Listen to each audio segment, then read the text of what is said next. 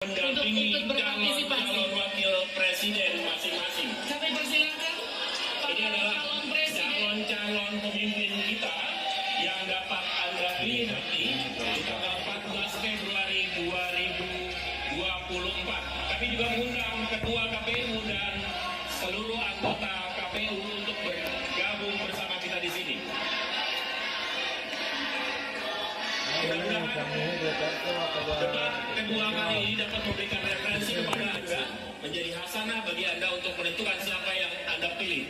Ada 1, ada 2, ada 3.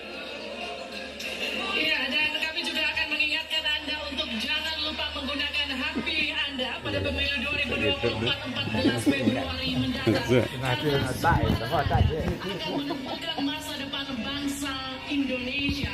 Kami tutup debat malam hari ini. Saya Viviana Cerlisa. Saya Alvito Dino Pagiting.